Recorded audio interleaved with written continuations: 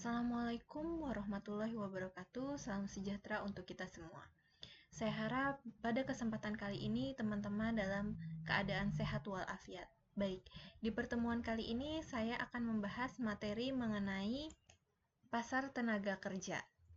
Oke, apa sih sebenarnya pasar tenaga kerja? Jadi pasar tenaga kerja adalah seluruh aktivitas dari pelaku-pelaku untuk mempertemukan pencari pekerja dengan lowongan kerja atau pengusaha, pencari kerja, dan pihak ketiga. Atau proses terjadinya penempatan dan atau hubungan kerja melalui penyedia dan penempatan tenaga kerja. Selanjutnya, apa sih fungsi pasar tenaga kerja? Jadi, fungsi pasar tenaga kerja yang pertama adalah sebagai sarana penyaluran tenaga kerja, kemudian juga sebagai sarana untuk mendapatkan informasi tentang ketenaga kerjaan, selanjutnya juga sebagai sarana untuk mempertemukan para pencari kerja dengan orang atau lembaga yang membutuhkan tenaga kerja. Nah, di sini ada juga yang dinamakan golongan tenaga kerja. Antara yang pertama adalah golongan tenaga kerja berdasarkan pendidikan. Nah, golongan tenaga kerja berdasarkan pendidikan yang pertama adalah tenaga kerja terdidik, di mana tenaga kerja terdidik ini merupakan tenaga kerja yang tenaga kerja yang memiliki kelebihan berpendidikan di lembaga resmi. Sebagai contoh, seseorang yang memiliki surat atau ijazah yang telah diakui. Contohnya adalah akuntan atau dokter yang sudah melakukan kuliah atau mengikuti pendidikan tertentu sehingga mendapatkan ijazah atau pengakuan bahwa mereka memiliki pengalaman yang terdidik seperti itu. Kemudian ada juga tenaga kerja terlatih. Tenaga kerja terlatih ini adalah tenaga kerja yang memiliki kelebihan pelatihan-pelatihan yang diselenggarakan negara atau swasta atau lembaga-lembaga tenaga kerjaan. Sebagai contoh di sini ada babysitter, kemudian ada hairdresser atau penata rambut, kemudian juga ada mekanis. Nah, selanjutnya ada tenaga kerja terdidik dan terlatih. Nah, tenaga kerja terdidik dan terlatih ini dia sudah memiliki basic pendidikan seperti tenaga kerja terdidik, namun dia juga terlatih. Sebagai contoh adalah seseorang yang sudah memiliki pendidikan yang baik, dia juga memiliki kelebihan misalkan di dalam komputerisasi seperti itu, dalam mengoperasionalkan Microsoft ataupun berbagai macam aplikasi yang ada di komputer.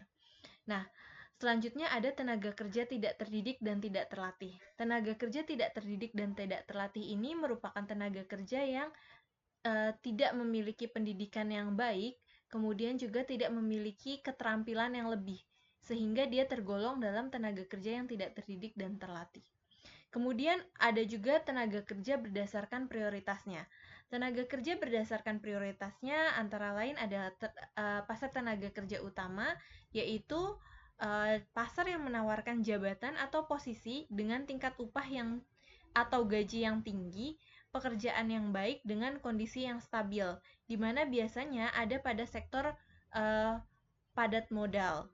Kemudian ada juga pasar kerja sekunder, di mana pasar kerja sekunder ini merupakan pasar kerja yang menawarkan jabatan atau posisi dengan tingkat upah atau gaji yang rendah, di mana posisinya kurang stabil dan kurang memberikan kesempatan kerja untuk pengembangan karir karyawan. Sebagai contoh adalah pegawai restoran, kemudian kasir, selanjutnya juga ada pekerja di jasa hotel. Selanjutnya di sini ada juga berdasarkan sifatnya. Berdasarkan sifatnya ada pasar kerja intern dan pasar kerja ekstern. Di mana pasar kerja intern adalah pasar kerja di mana tenaga kerjanya diperoleh dari dalam perusahaan itu sendiri. Biasanya mereka melakukan pencarian kerja atau mendapatkan karyawan melalui karyawan yang sudah ada di dalamnya, seperti mengalami kenaikan jabatan atau kenaikan posisi, atau bisa juga seorang karyawan yang mengalami demosi karyawan, di mana karyawan ini mengalami penurunan jabatan. Misalkan tadinya dia adalah seorang supervisor karena melakukan beberapa kesalahan jabatannya diturunkan atau dia memiliki nilai yang kurang di perusahaannya sehingga jabatannya diturunkan. Seperti itu. Kemudian pasar kerja ekstern, di mana pasar kerja ekstern ini biasanya mengambil tenaga kerja dari luar perusahaan, seperti itu. Selanjutnya di sini ada sumber tenaga kerja. Sama seperti yang sudah dijelaskan sebelumnya, sumber tenaga kerja ini berasal dari perekrutan dari dalam perusahaan, bisa melalui promosi, mutase, atau transfer. Nah, promosi ini seperti yang sudah saya jelaskan sebelumnya, dia mengalami peningkatan jabatan, seperti itu. Kemudian adanya perekrutan dari luar perusahaan atau ekstern, di mana Departemen Tenaga Kerja melalui Departemen Tenaga Kerja, konsultan lembaga pendidikan sekolah maupun luar sekolah, teman-teman karyawan perusahaan, iklan, serta badan organisasi lainnya. Nah, selanjutnya ada supply dan demand dari pasar tenaga kerja, di mana supply-nya merupakan jumlah tenaga kerja yang dipekerjakan seorang pengusaha pada setiap kemungkinan tingkat upah dalam jangka waktu tertentu. Sedangkan demand-nya adalah jumlah tenaga kerja yang dapat disediakan oleh pemilik tenaga kerja setiap kemungkinan upah dalam jangka waktu tertentu. Selanjutnya ada permintaan tenaga kerja, di mana hubungan antara tingkat upah dan kualitas tenaga kerja yang dibutuhkan perusahaan, jumlah tenaga kerja maksimum di mana perusahaan bersedia mempekerjakannya. Ada juga penawaran tenaga kerja, yang merupakan hubungan antara tingkat upah dan kuantitas tenaga kerja yang dibutuhkan perusahaan.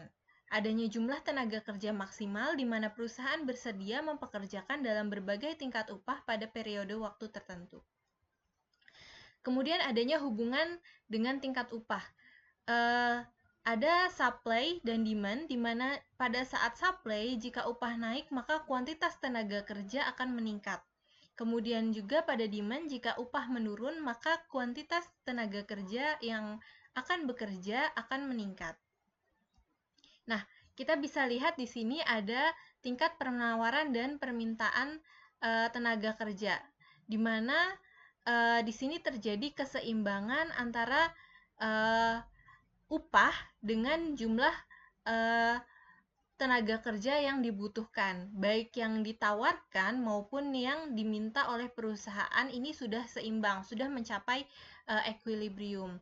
Selanjutnya, pada tingkat permintaan dan penawaran tenaga kerja tetap, di mana tingkat permintaan meningkat, ini terjadi apabila permintaan terhadap jumlah tenaga kerja meningkat, permintaan jumlah tenaga kerja meningkat, sehingga akan meningkatkan jumlah tenaga kerja itu sendiri.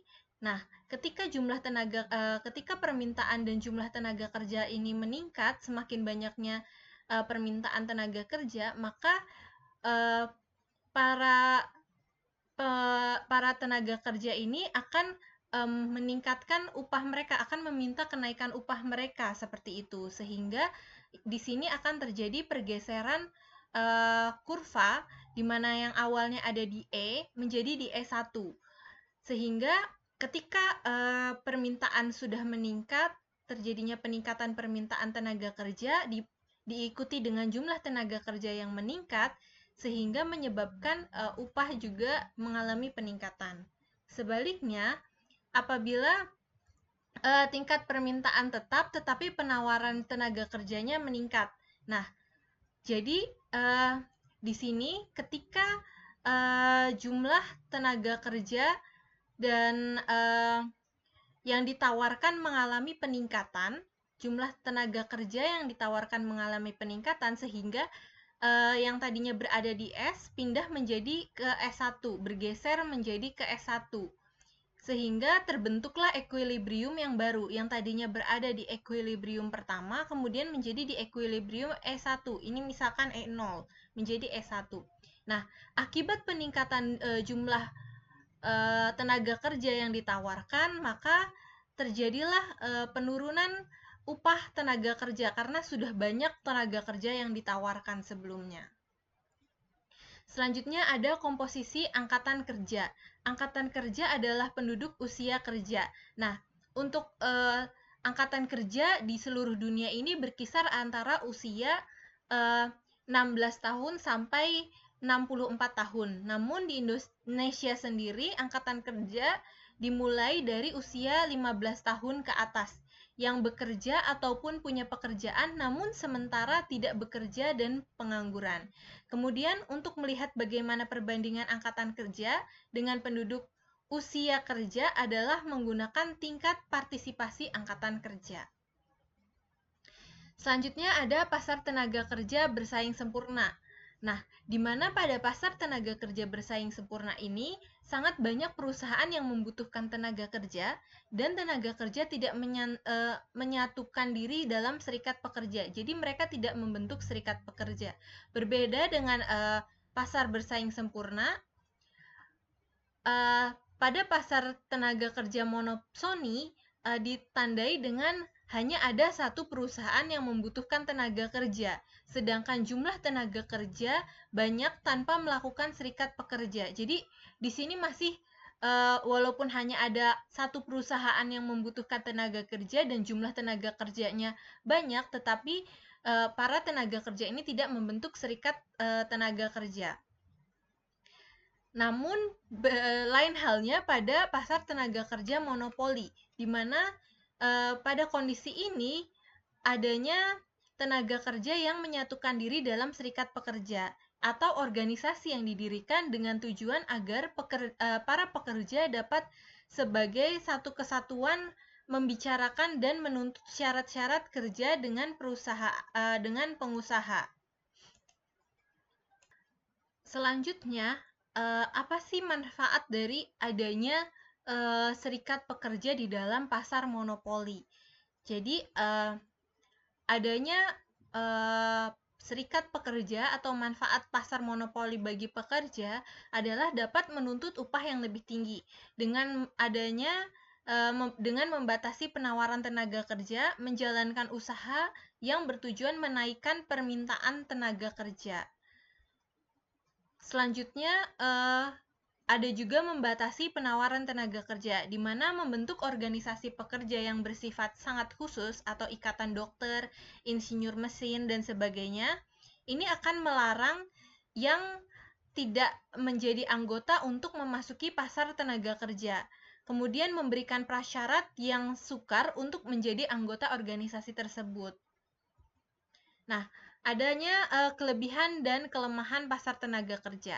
Apa saja kelebihan dari pasar tenaga kerja? Yang pertama adalah membantu mengurangi pengangguran, membantu bagi para pencari kerja maupun perusahaan yang membutuhkan tenaga kerja, menambah devisa negara, mempermudah mendapatkan informasi lowongan pekerjaan baik di dalam negeri maupun di luar negeri, membantu dengan cepat mengisi posisi pekerjaan dengan tenaga kerja yang sesuai dengan kemampuan yang dimiliki. Kemudian apa kekurangannya? Setelah kita mengetahui tadi mengenai kelebihannya, kita perlu mengetahui apa saja kekurangannya. Nah, kekurangannya juga di sini munculnya kegiatan percaloan tenaga kerja. Kemudian adanya juga munculnya tindak penipuan dan kekerasan terhadap calon tenaga kerja. Nah, penipuan ini berupa apa? Biasanya ketika kita sudah apply CV, kita sudah melamar pekerjaan, banyak yang ditawari, kita tergiur akan pekerjaan dengan gaji yang begitu besar. Nah, di awal pekerjaan ini biasanya ditawari, apabila selamat kamu mendapatkan pekerjaan yang kamu mau, selamat kamu diterima sebagai karyawan ini. Tetapi untuk kami akan mengadakan, biasanya tuh kami akan mengadakan interview, tetapi di kota ini. Untuk sementara biaya ditanggung peserta, maka perlu mengirimkan sejumlah uang nominal ke nomor sekian. Nah, itu merupakan bentuk penipuan yang terjadi pada calon pencari kerja atau calon tenaga kerja. Oke, sampai di sini saya rasa penjelasan mengenai pasar tenaga kerja. Apabila ada yang masih perlu didiskusikan, dapat dilakukan di forum diskusi melalui WhatsApp grup. Selebihnya atau kurang-kurangnya saya mohon maaf. Sekian yang dapat saya sampaikan. Akhir kata, wassalamualaikum warahmatullahi wabarakatuh.